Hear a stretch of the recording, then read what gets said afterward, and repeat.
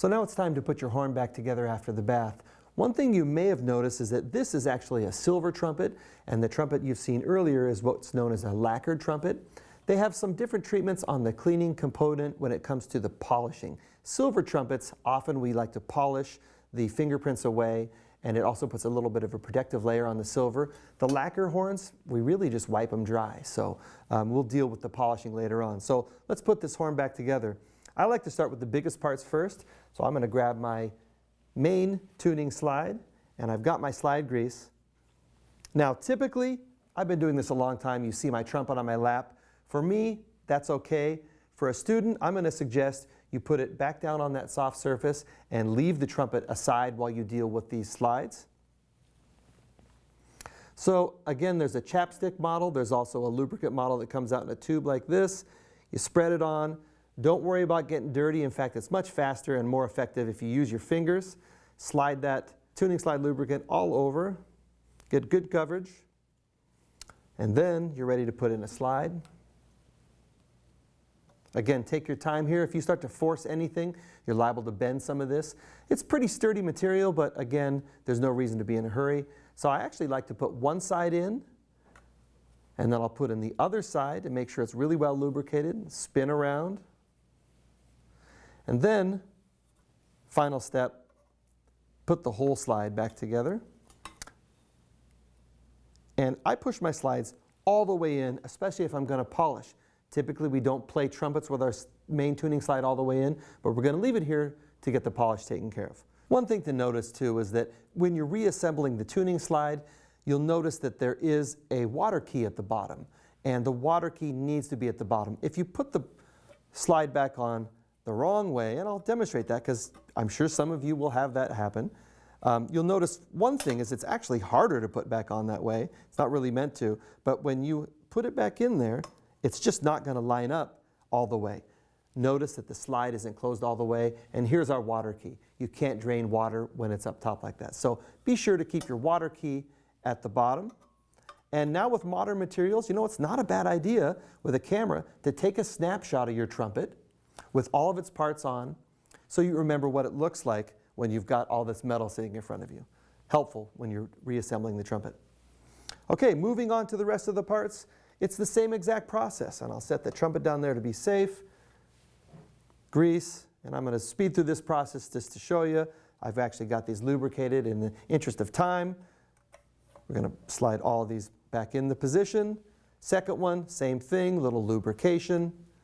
Slide it back in position. You might notice on this one, some trumpets do and others don't have a little knob. That helps to indicate which way that slide goes back in. The knob faces out. Gentle push in.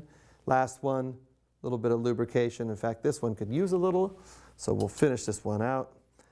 You'll notice this slide is a little bit unusual. It has an open slide and an exterior slide. And no reason to explain that other than you need to have those line up. So I've got an open slide and an exterior slide. Make sure that they match up, male and female.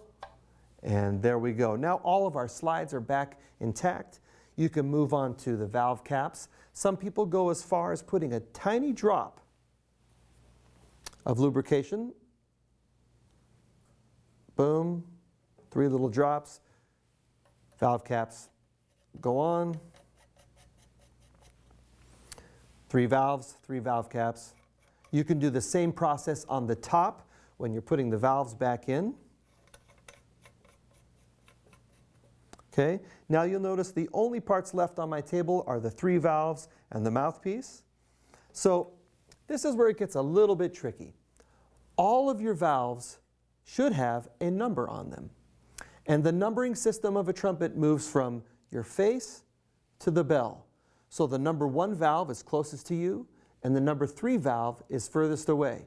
Trust me, at some point in your life as a trumpet player, you'll put the valves in the wrong way and you'll get no sound. It happens to all of us. It happens to all of us quite frequently until you get the hang of it. So make sure you start with valve 3, although it's not critical that you go 3, 2, 1 or 1, 2, 3. Just make sure they're in the proper order. Take your valve oil. Some people like to oil their valves outside of the horn. If you do that, make sure you're on a surface where you're not going to stain the floor. Or put a towel down. Place a little bit of valve oil on here. I'll show you the other method when I put the second valve in.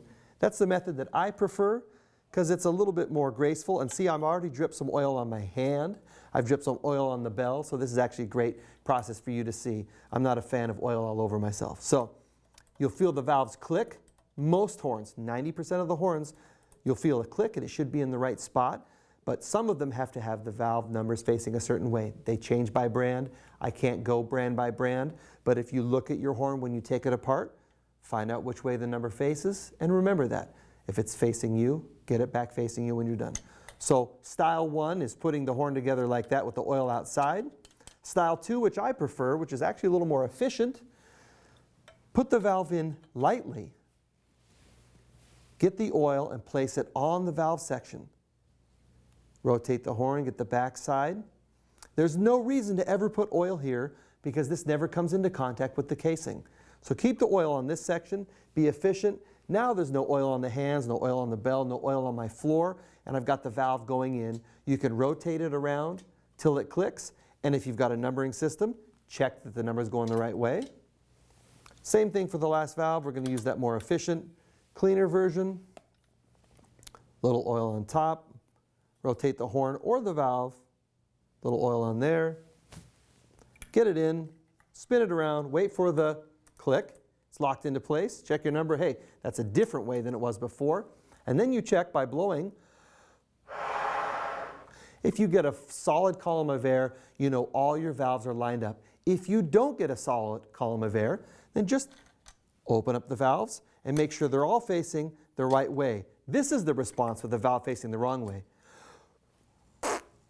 You can't get anything through because the chambers are moved in the wrong way. So now I've demonstrated the first one is backwards. Ready to go. Make sure all of your caps are screwed on tightly after you've got the valves oiled. Place the trumpet, mouthpiece on the top, one twist, and you're ready to roll.